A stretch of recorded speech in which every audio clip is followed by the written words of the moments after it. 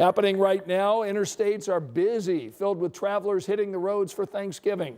We've got our Brandon Schaff in Whitestown tonight, where he's been talking to travelers as they stopped here in our state. So Brandon, how does it look out there right now?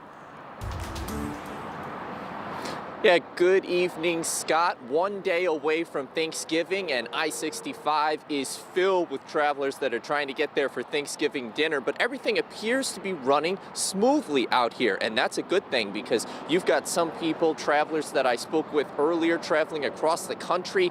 INDOT saying that drivers should be anticipating all of these cars on the road for the holiday, no matter if you're here on I-65 or anywhere across the state.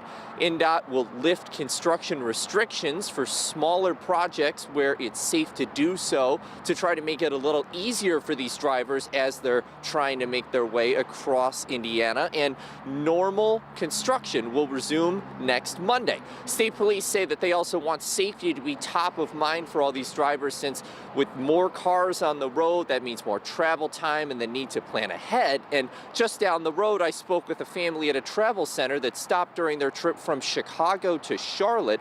They say that they celebrated Thanksgiving early to try to beat this traffic the best that they could. All in one car, they had 3 young kids and 2 dogs making the trip. Or try to decrease the time in the car as much as possible. And then, you know, I've seen a substantial uptick in the traffic going back down to Charlotte on a Wednesday versus, you know, when we were traveling up on Saturday. And to keep our roads safe during this busy time, state police say that they have organized patrols during the next few days, increasing patrols in areas where they typically see the most crashes. And they also tell me that they see an increase in drunk driving during this time of year, and say that drivers need to find better options so they don't hurt anyone.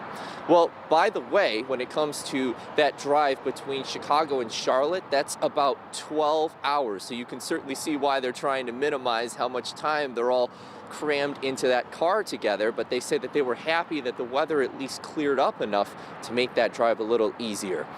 Scott, back to you. All right, Brandon Schaff in Boone County. Be safe out there, my friend. Thanks so much.